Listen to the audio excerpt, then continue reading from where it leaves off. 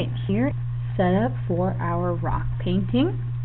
If you came and got one of the paint kits that I put together, you should have yellow, red, and blue paint, a paintbrush, you'll need a cup of water, possibly a permanent marker, and Q-tips are optional also if you don't have a paintbrush, or maybe it's difficult for you to get the details with your paintbrush, maybe it's too large.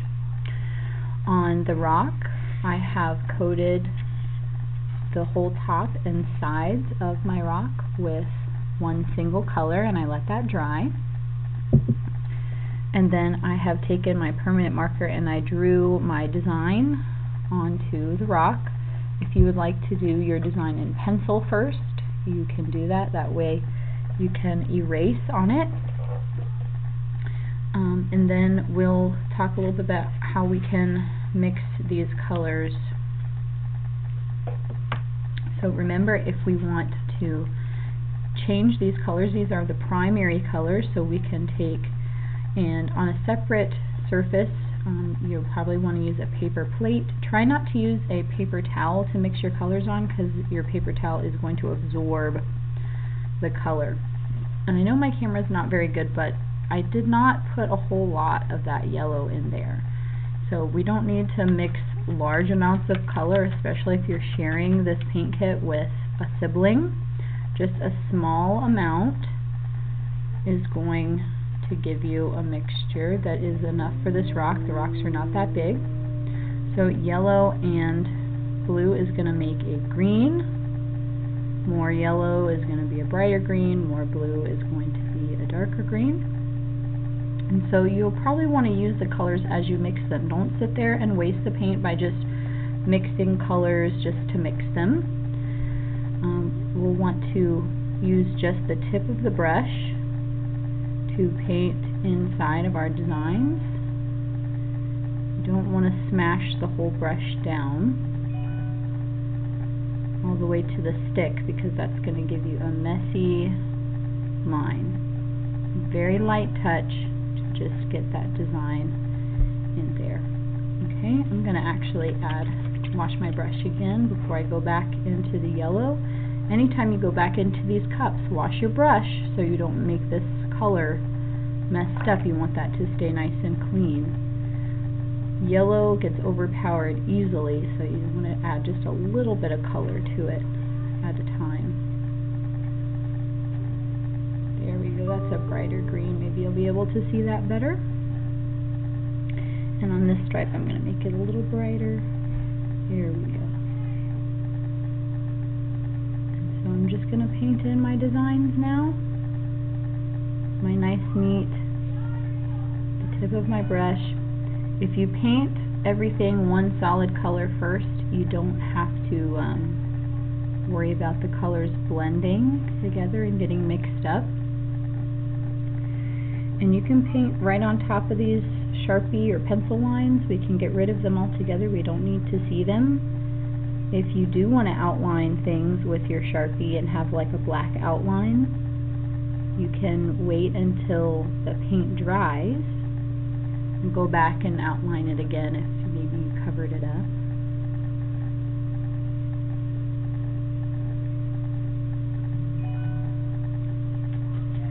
Just remember to wash your brush each time you're going back into the color on your tray or in your cup.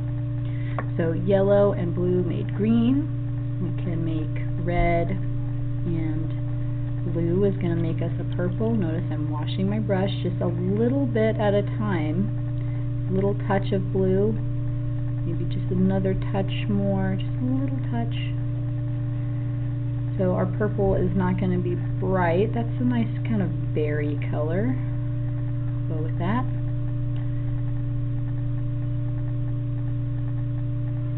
And we can paint something else with that.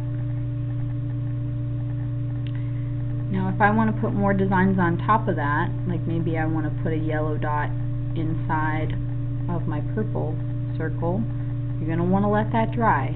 Give it time to dry. Okay. And then if we want an orange, got yellow I'm washing my brush again. And if you've got a paper towel, I'm kind of just wiping the extra water off of my brush. That way you're not watering down the paint. We don't want it to get watered down. We want nice, thick, opaque coverage. And maybe this circle would be orange.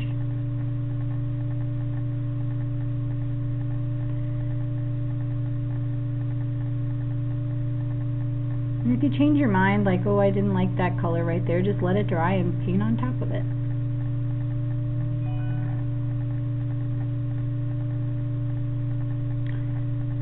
Go in some of these stripes, maybe orange. You might need to kind of press in to get into the texture of your rock, depending on how smooth it is. That's okay.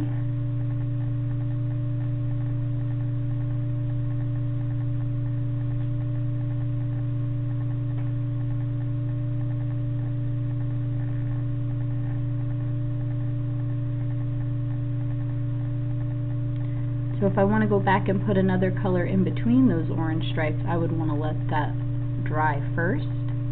That way it's not going to smear together.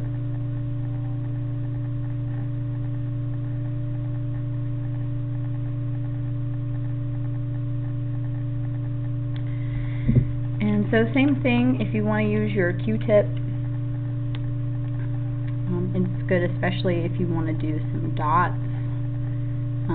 And to make nice round dots. You can also use them for drawing lines.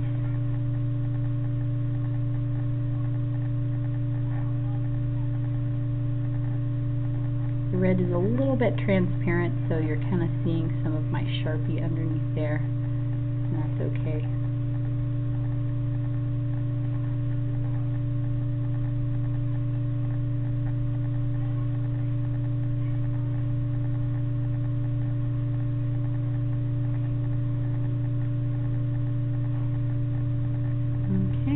I'm just going to stop there, and maybe I'll finish it and post a picture of the finished design. But I just wanted to give you a reminder about how to mix your secondary colors from your primary colors. If you did not pick up a paint kit from the school that I put together for you, just make sure that you're using acrylic paint. If you're using washable paint on the rock, it will obviously wash off if you put it outside. And if you don't have a rock, we have an alternative assignment that is going to be posted with the assignment. Okay? Have fun painting your rock.